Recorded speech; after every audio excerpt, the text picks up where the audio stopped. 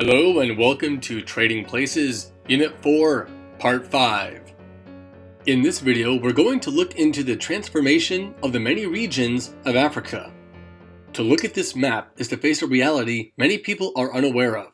In the world today, there are as many as 30 million slaves estimated to be existing in conditions in which they are confined against their will. That's right, as many as 30 million. Now, this number corresponds with a definition of slavery that includes those that are in bonded labor, often to pay back debts, those in forced labor, and finally, the trafficked slaves, or what most people traditionally think of as the victims of slavery. Although slavery is officially illegal in all countries today, obviously the practice of slavery is still a reality for an unacceptably high number of men, women, and children in our modern world. Now, we'll begin with an investigation of slavery, but we'll also look into the broader question of how did European intrusion impact the various regions of Africa?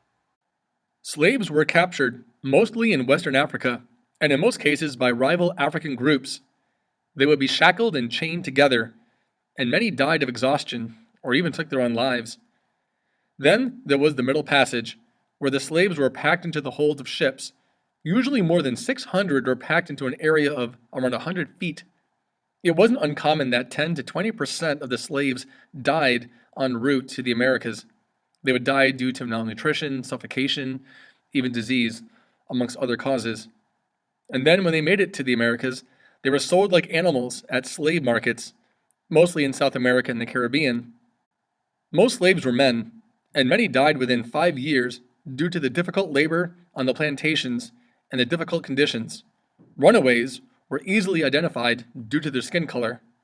Regardless, a slave culture did emerge and communities formed. They applied Christianity to their own beliefs, music, and their dance. Europeans acquired substantial economic benefits. They enjoyed commodities such as sugar, coffee, tropical fruits, cotton, and cheap clothing. They acquired all this, in many respects, through the exploitation of slave labor. And another aspect of this was eugenics, which is a pseudoscience, a fake science, in which some people or races are believed to be genetically inferior to others. And this enabled the Europeans to continue the slave trade because it's difficult to cause purposeful harm to other humans. But if they're considered to be subhuman or considered on par with animals, then you can do unspeakable things to them. The Songhai dominated West Africa, in a region mostly contained within the country of Mali today. They thrived along the Niger River, possessing the magnificent city of Timbuktu. They were a Muslim empire that began to decline as trade shifted from the Sahara to the Atlantic due to European expansion. This is similar to what happened to the Muslim empires in the Middle East.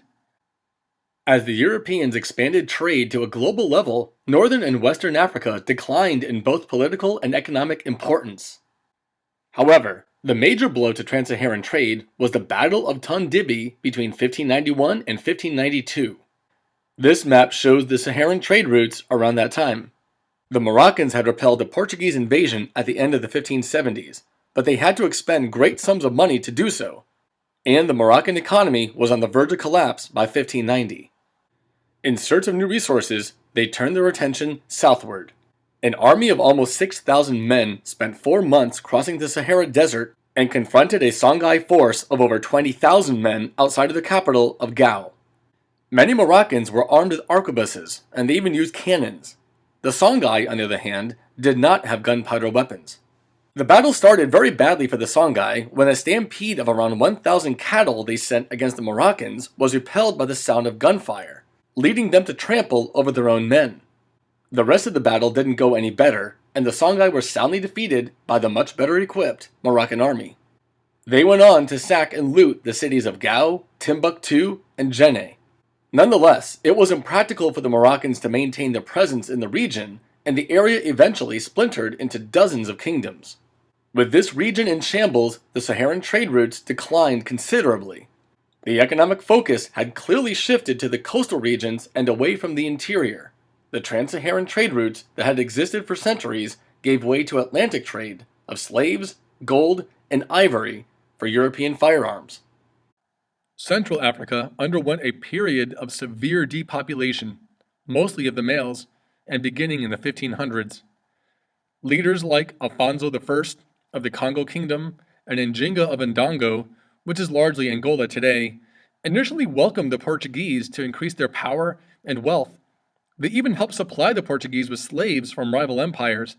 However, in time, the Portuguese began to take their own people as slaves, leading to an era of control and degradation. By the mid to late 1600s, the Congo, Ndongo, and many other regions were completely dominated by the Europeans. Angola was the primary source for slaves during this time period, accounting for around 3 million in total. In East Africa, strong Muslim-dominated city-states such as Mogadishu, Mombasa, and Zanzibar thrived due to trade along the Indian Ocean. They were controlled by the Swahili people, an ethnic group whose language dominates East Africa today. The Portuguese made their way into this region in the 1500s, expanding there for gold and increased trade. However, by the late 1600s, the Arabs and East Africans drove them out using superior numbers. Now, Ethiopia stands out as a largely Christian nation and a sea of Islam. In the 1500s, the Portuguese helped them expel the Muslims from their country, but by the 1600s, the Ethiopians expelled them. Not appreciating Catholicism, they expelled the Jesuits. In the mid-1600s, the Dutch East India Company founded Cape Town, which would eventually become a vital port and city for the entire region. Dutch settlers made their way to South Africa by the hundreds, and over generations began to see themselves as Africans. The Boers, which is Dutch for farmers, pushed their way northward, but were slowed down by hostile natives, and also by the fact that their crops didn't thrive in the tropical regions of Africa. During this time, commerce was increasingly focused along and across the Atlantic.